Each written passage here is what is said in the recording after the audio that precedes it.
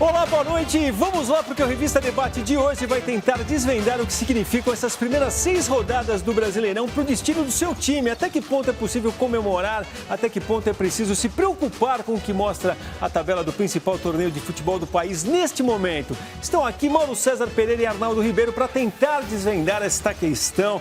Muito boa noite, Arnaldo. Boa noite, Mauro. Talvez fosse o caso de falar que a dificuldade aí talvez seja separar o Brasileirão de todo o resto do nosso futebol, né? Não sei o quanto ele é um efeito colateral disso tudo. Mas a gente colocou uma enquete lá também, Mauro César, e o Arnaldo me disse que sabia qual era o seu voto. Então eu vou pedir para a gente mostrar a enquete e encher a nossa tela. A gente vai dar uma olhada no placar, ó, que continua... Bom, cada 10, 8 acham que não, que depois de 6 rodadas do Brasileirão já... não dá pista, né, de como será, e um pouquinho mais de 2 que sim. Tá no sim ou tá no não, Mauro César? Eu tô com esse 76%. Então, o Arnaldo cantou seu voto certo. Eu digo o seguinte para você, se a pergunta fosse, depois de 6 rodadas do Brasileirão, já mostra como será? Eu estaria contigo, mas como é só uma pista, eu acho que sim, eu não é, Arnaldo Ribeiro, por aí ou não? O Vladir utilizou a palavra pista, porque ele sabe que daí eu talvez esteja com os 23, entendeu? Aí só por isso, hein, então? Não, eu acho que o Brasileirão, ele dá pistas, sim.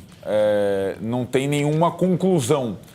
É como um campeonato de 2 turnos, 38 rodadas, não dá para você vislumbrar o que será em termos de título, rebaixamento, com 6 rodadas, né? Não tem nem metade de um turno jogado. Porém, eu acho, Vladir, pegando o seu argumento das outras competições que embalam o Brasileirão, essa temporada, de fato, diferente. Como não tem praticamente meio de semana nenhum de folga, e competições sul-americanas e Copa do Brasil, e praticamente todos esses 20 aí da Série A estão em frentes triplas, é difícil, quer dizer, é impossível você isolar o Brasileirão do resto da temporada toda. E a gente tem uma questão que é, por conta do calendário, quando tem o Campeonato Nacional Brasileiro, é justamente quando estão as outras competições juntas. Quando tem o estadual reina sozinho. Para mim, qual que é a principal pista? Esse ano, dificilmente nós teremos um time hegemônico como a gente teve o Flamengo em 2019 do Jesus e o Atlético do Cuca em 2021. Essa é a pista, que nem precisava ter acontecido a primeira rodada, digamos. Era só um desenho da temporada que dava para vislumbrar uma temporada mais espremida em termos de campeonato. Na parte de cima, na parte de baixo, mais equilibrada, com não um super favorito, nem em cima e nem embaixo. Eu acho que embaixo é interessante, porque essas 6 rodadas, quem consegue minimamente somar pontos, os pré-candidatos ao rebaixamento, pode ser muito importante essa largada para esses times que disputam, sobretudo, a permanência na Série A. Então, eu fiz um levantamento, Mauro, rápido, assim, ó, 2021, na 6ª rodada, o líder era o Bragantino com 14 pontos. Mas dos 4 que terminaram na frente, o Atlético, Flamengo, Palmeiras e Fortaleza, nenhum deles figurava entre os 4 nesse momento. Então, em 2020, por exemplo, o líder era o Inter.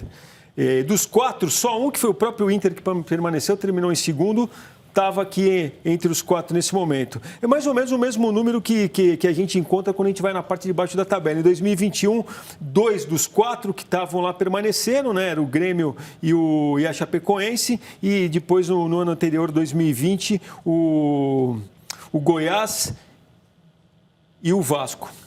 Então, você vê como é que é embaixo, né, Valdir?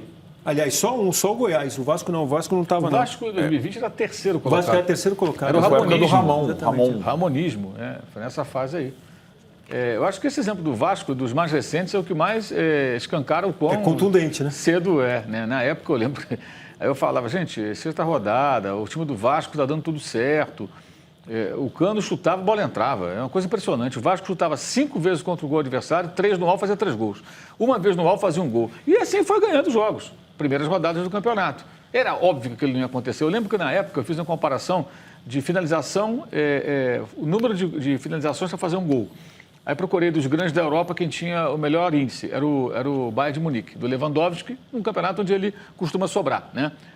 O Vasco tinha um índice de aproveitamento melhor do que o do Bayern, naquele pedacinho do campeonato. Ou seja, desconfiar, né?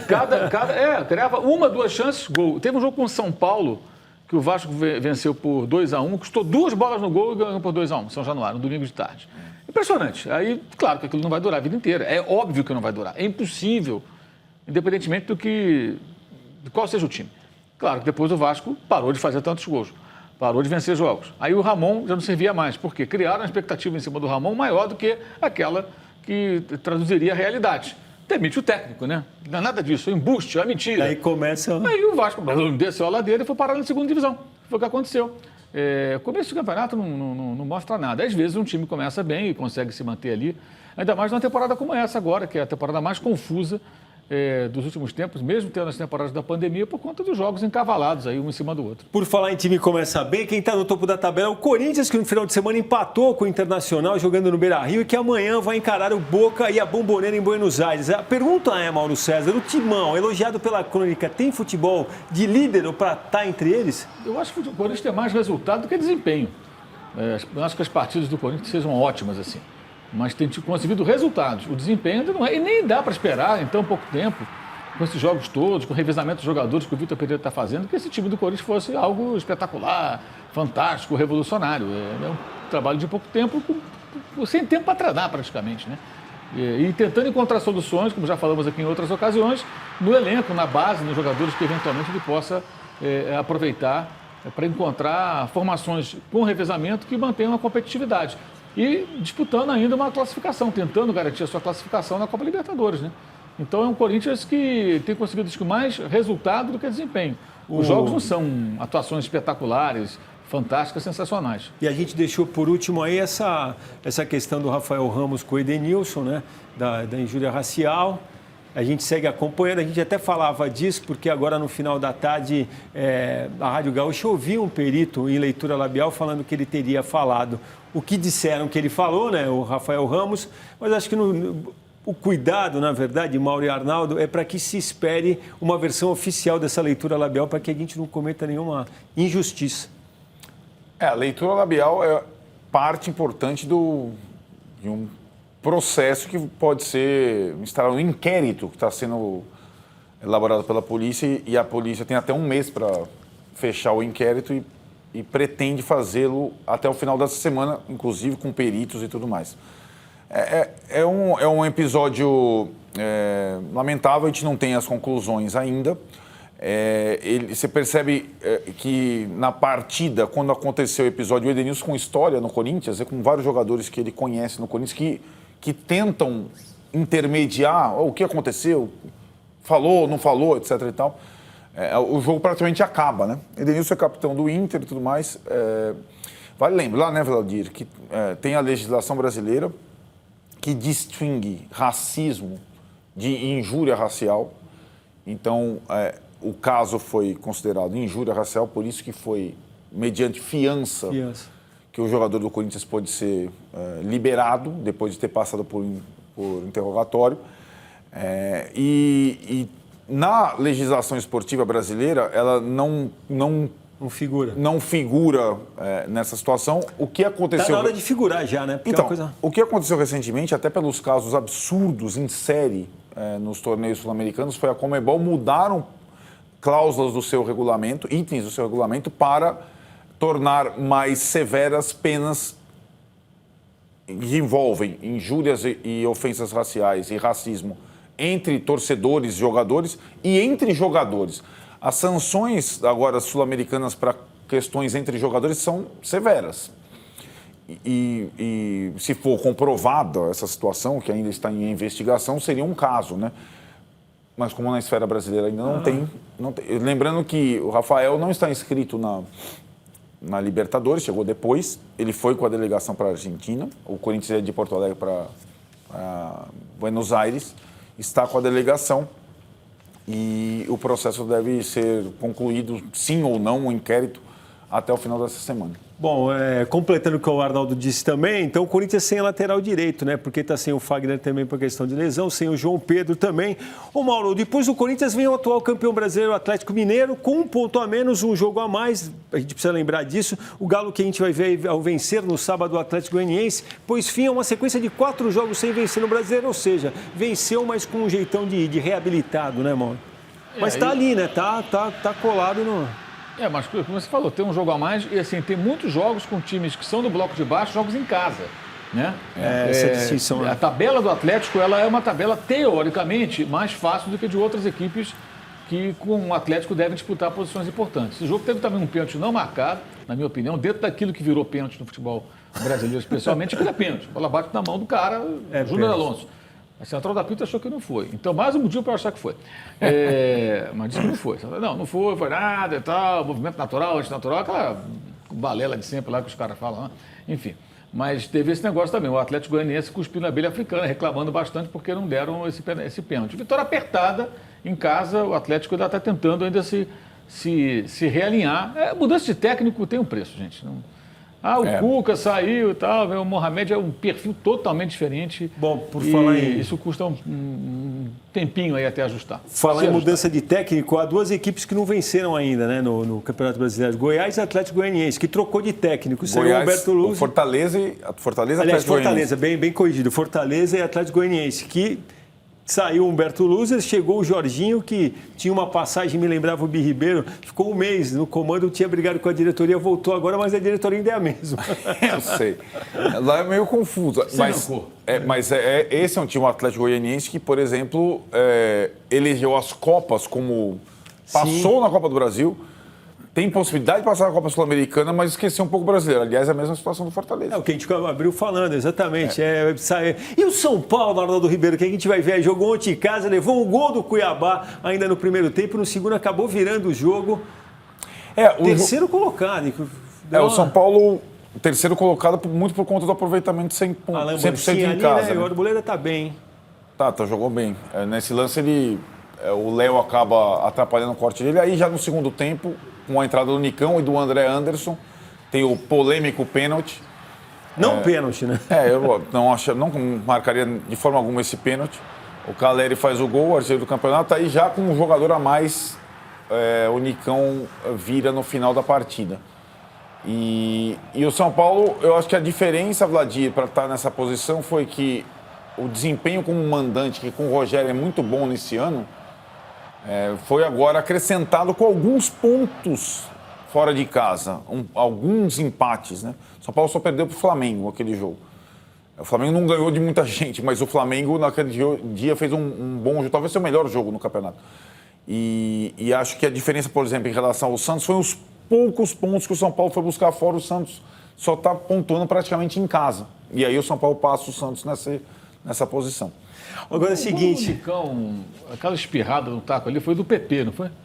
Me pareceu o PP. Mas ele não jogou mal, não. Ele não jogou mal, não. Ironicamente, o Rogério Ceni adorava o PP quando estava no Flamengo. Exatamente. Talvez por isso. Não, que é uma pichotada danada também, né? Pelo amor de Deus. Foi dar uma bicuda para mandar a bola para longe, ele ajeitou a criança na medida com o Nicão finalizou muito bem. Agora esse pênalti é uma piada, né?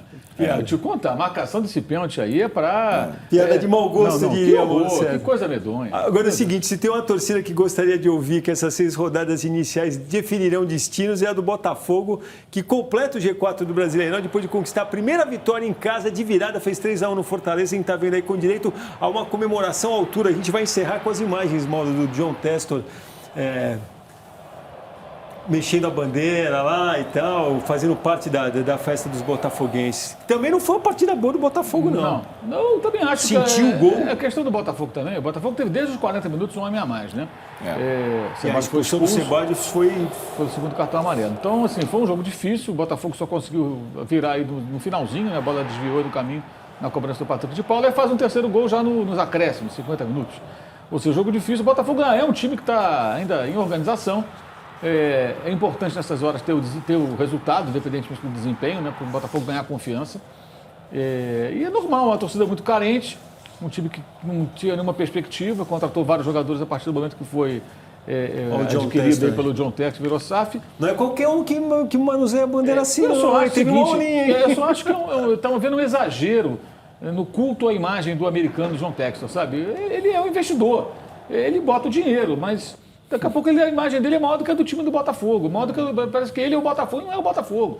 Ele é um cara que botou uma grana, o Botafogo está se reerguendo, ele é importante para o Botafogo, Mas é exagerado essa coisa, entra no campo, balança a bandeira. Eu não gosto desse cartola protagonista. Qual a diferença? Se o Eurico Miranda fosse vir balançar a bandeira do Vasco, a gente ia criticar, né? Aí por que o John Textor balança? Porque ele é americano? Porque ele botou a grana? Então o Menin pode balançar a bandeira do Atlético, vamos achar legal também. A Leila pode balançar a bandeira do Palmeiras, o Leilandinho daqui a pouco vai balançar a bandeira do Flamengo. Eu acho que não é o papel dele ali, não. A elegância de saber de quem é a festa, né? Eu não gosto do culto ao investidor como se ele fosse o craque do time. Por mais que ele até seja pela grana. Eu acho que isso é papel dos jogadores, não dele. Não curto mesmo isso, embora respeite aí a paixão botafoguense pelo John Textor, que é natural nesse momento de grande carência de uma sofrida torcida. Bom, é o seguinte, vem aí a grande final da Europa League. Olha, falamos dos times que ocupam as 4 primeiras posições do Brasileirão nesse momento. Na volta, vamos falar de quem se esperava que estivesse por lá, mas por hora não está. O Flamengo, por exemplo. Antes, vamos de NBB. No sábado, mostramos a vitória do São Paulo sobre Franca, 87-74. Deixou o duelo pela vaga no playoff final, empatado em 1-1. Os dois times estão em quadra neste momento, fazendo o jogo 3. O 4, que pode ser decisivo, você verá com a gente aqui, sábado, 4 da tarde, direto do lendário Pedrocão em Franca. Por enquanto, você verá o homem do jogo 2. Tainone, 28 pontos, 11 rebotes. Olha ele aí, até já.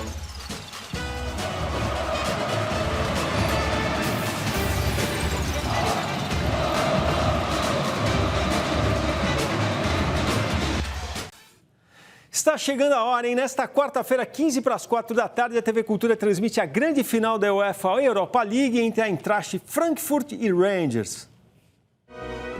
Há 62 anos, pelas semifinais da antiga Copa dos Clubes Campeões Europeus, atual UEFA Champions League, o Eintracht venceu o Rangers 2 vezes. Na ida em Frankfurt por 6-1 e na volta em Glasgow por 6-3. Em 2022, o confronto entre as águias e os azuis promete ser equilibrado. O time alemão se classificou em primeiro lugar no grupo D. Nas fases eliminatórias, derrotou equipes importantes como Betis, Barcelona e West Ham. Já o Rangers, segundo no grupo A, precisou passar pelo Borussia Dortmund, Estrela Vermelha, Braga e Leipzig para chegar até a grande final na Espanha. Conta com a boa fase de Filipe Kostic para ficar com a taça. Diria o seguinte, vai que é tu, Arnaldo Ribeiro. Arnaldo Ribeiro está nessa nos comentários com o Marco de Vargas. Como sempre, pô, história bonita, né? Sim, porque eram dois, não digo azarões, mas dois não favoritos, né? Que foram superando vários adversários mais cotados. O Eintracht tem, acho que, a marca de ter superado o Barcelona, quando o Barcelona vivia uma fase encantada na Espanha, uma série de... tinha goleado o Real Madrid e tal, não sei o quê, e o Eintracht venceu, inclusive no Camp Nou. E o Rangers, a história ainda é mais incrível, né? O clube que foi falido, refundado, time escocês... O futebol escocês, nesse momento, para ter alguma pretensão europeia, é muito difícil e superou um monte de gente e chega no comando do holandês Van Bronckhorst. Afinal, jogo único, Vladir, 2 torcidas apaixonadas. Olha, o cara ou coroa, não dá nem para apontar ligeiro favoritismo nesse caso. Vai ser legal, vamos nos divertir, com certeza. Bom, voltando ao Brasileirão, se o Brasileirão deu ou não deu pinta do que pode vir a ser, é fato que os torcedores do Flamengo estão com as barbas de molho. O mais querido ficou no empate com o Ceará na rodada do final de semana, ocupa neste momento um inexpressivo 16º lugar. Se acredita, a gente falava disso já, Mauro, na sequência que o Flamengo vai ter em casa para poder fazer história diferente, é isso? O Flamengo vai ter 5 jogos em casa agora, né? Em casa, que eu falo, é no Rio de Janeiro, que um deles ele é visitante, mas é mando do Fluminense, então o jogo também acontece no Rio, né? E essa é a expectativa que existe no clube, é de que nesses jogos o time consiga reagir, conseguindo bons resultados e melhorando seu desempenho. O Flamengo teve bons momentos contra o Botafogo, teve bons momentos nesse sábado até, no primeiro tempo. Agora, tem alguns problemas muito graves, né? Um deles é o goleiro, né? Esse gol que o Hugo tomou aí, que a gente reviu agora, é um negócio... Parece um goleiro de pelada, não parece um profissional no gol. É uma coisa realmente que não dá nem para entender. Por outro lado, embora o técnico tenha cometido erro lá atrás, desde o jogo contra o São Paulo, quando ele tinha o Santos, contratado ao Atlético Paranaense, à disposição, escalou o Hugo e disse claramente que no Campeonato Brasileiro o Hugo seria o titular, e nas Copas, no caso, o Santos... aí não importa, né? Para o torcedor que já está com bronca do Paulo Sousa, ele pensar, mesmo que tivesse o Santos, ele colocaria o Hugo e o Hugo faria essa bobagem. o raciocínio faz todo sentido. Mas eu acho que se ele tivesse o Santos hoje, ele não colocaria mais. Acho que o Hugo já teria perdido as oportunidades. No entanto, como o Diego Alves está de novo machucado, o jogador que mais se machuca no elenco do Flamengo, que só tem jogador machucado é o Diego Alves, né? Desde o ano passado isso vem acontecendo. O Hugo deve jogar amanhã contra a Universidade Católica pela Libertadores, porque não tem outra opção. Os outros são só goleiros que vieram da base, evidentemente não é o tipo de jogo para você lançar um garoto, a não ser numa emergência, o que não é o caso. Vai ter Rodrigo Caio, mas não vai ter Davi Luiz, é isso, né? E sempre está faltando alguém, né? E hoje, por exemplo, o Fabrício Bruno foi operado. Depois de um mês e meio, o grande departamento médico do Flamengo resolveu que tem que operar o cara. Quer dizer, ele ficou um mês e meio para fazer um diagnóstico de que tinha que operar.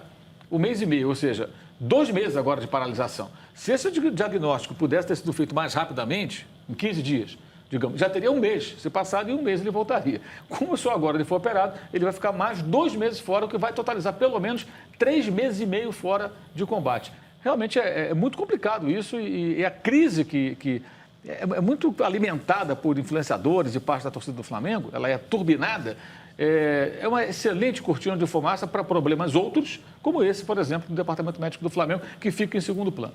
Eu vou fazer uma costura aqui, Arnaldo e Mauro, porque o Arnaldo já tinha falado mais ou menos do Santos, que segue com dificuldade para ganhar fora. O Palmeiras, que jogou no sábado, a gente está falando de Campeonato Brasileiro. Talvez o Palmeiras fosse até cobrado pela posição que ocupa na tabela do Brasileirão, mas, está classificado na Copa do Brasil, está classificado na Libertadores, então as coisas vão se acomodando, né? A gente está vendo aí o gol do Rony, depois a gente vai ver o do Rafael Veiga de pênalti no finalzinho da partida. O Danilo, né? O Danilo e o Rafael Veiga. Perdão. Os dois homens do Tite, um foi e o outro não foi. O Rony fez o gol e não valeu, né? Exatamente, o Rony fez o gol e não valeu. E o Rafael Veiga, mais uma vez, no pênalti, infalível. Vladimir, tem uma diferença grande, né, entre Palmeiras, Flamengo e Atlético. E é a que o Mauro citou, principalmente. Atlético e Flamengo trocaram seus treinadores. O Palmeiras tem o mesmo treinador há muito tempo e tem um crédito muito grande. Então, se acredita no Abel. Eu acho que o desafio do Abel é, de fato, dessa vez, brigar pelo Brasileirão. E transformar o mando de campo, que a gente está falando tão importante, num fator diferencial para o Palmeiras na temporada, o que ele não conseguiu nas outras temporadas. Então, o Palmeiras venceu o Bragantino, que, de novo, jogou contra os reservas, assim como fez com o São Paulo e com o Corinthians, que prioriza o brasileiro. Aliás, prioriza a Libertadores em relação ao brasileiro. E o Palmeiras já deixou pontos contra o Ceará e contra o Fluminense. Para recuperar esses pontos, só vencendo fora de casa jogos improváveis, né? Por isso que o Palmeiras está um pouco atrás, também numa posição que não se imaginava nesse momento. Ô, Mauro, e a gente falou aqui, a gente gosta de boa informação, a gente falou dessa situação do Paulo Souza, tem no mundo digital toda uma coisa do volta mister, dizem que o Jorge Jesus até alongou um pouquinho o prazo que tinha dado para uns e outros, esticou o prazo até junho, mas não tem nada, né? Não tem Cuca, não tem nada. O Flamengo está fechado com o Paulo Souza e vai assim. Caça-clique aí de Cuca, não tem nada, nenhuma conversa houve com o Cuca, ninguém procurou o Cuca. O Cuca, aliás, deve estar seguindo nos próximos dias para a Europa para ver a final da Liga dos Campeões e mais alguns jogos que ele pretende assistir lá na Europa. Esse é o plano dele, né? Isso é informação, não é uma especulação. Mas tem muita gente especulando porque é um raciocínio meio lógico, né? Qual o técnico importante em boa fase que está disponível no mercado? O Cuca, campeão brasileiro da Copa do Brasil. Então é ele. Aí ligam os pontos, uma fonte me falou, mas não tem nada. Na verdade, poderemos ter um fato novo com relação ao técnico do Flamengo nos próximos dias ou semanas, se o time perder ou empatar, e aí vai aumentar a pressão. Claro que o Paulo Souza está por um fio, isso aí qualquer criança sabe. Mas são 5 jogos em casa contra a Católica, o primeiro desses 5, e a expectativa no clube é de que ele consiga melhorar o desempenho do time, pontuar, para dar uma acalmada e ver se o barco pode continuar seguindo. Você falou uma coisa interessante, o Palmeiras está classificado na Copa do Brasil e também na Libertadores. O Flamengo também. O Flamengo está virtualmente classificado na Libertadores e na Copa do Brasil. E o Palmeiras venceu o Juazeirense, que é da 4ª divisão, mais apertado do que o Flamengo venceu o Altos, com o time titular o Palmeiras. O Flamengo com o time reserva do reserva. Só que a torcida do Palmeiras não enche o saco pedindo a queda do Abel Ferreira. O Palmeiras é um time classificado, né? Exato, o Flamengo faz o araquiri o tempo todo, sabe? É impressionante como a Flávia Mimi, né? Como ela prejudica o clube. É algo... Agora, a hashtag pelo Jorge Jesus. Alguém acha que o JJ vai voltar por causa de hashtag? Ele vai voltar se fizer ali um contrato com ele, com um número na frente, vários zeros e aquele símbolozinho do euro, sabe? Aí ele vem. E vamos combinar que 2019 ficou bem para trás, né, Mauro? Eu gostei do Flávio Mimi. Você também, né, Arnaldo? Sim, você conhece essa. Bom, não esquece, em quarta tem a final da Europa League aqui na Cultura, 15 para as 4 4 da tarde. O nosso encerramento é uma homenagem ao sabadão veloz que tivemos. Veremos aí no encerramento o Eduardo Mortara, o Nick DeVries, os campeões da rodada dupla da Fórmula E em Berlim. E veremos também o Colton Herta, vencedor debaixo de chuva do movimentado Grande Prêmio de Indianápolis. O esquenta para as 500 milhas que vem aí em dia 29. Quem chegará antes é o Jornal da Cultura, dando sequência à nossa programação. Muito obrigado pela companhia, uma ótima semana, torcida brasileira. Aquele abraço.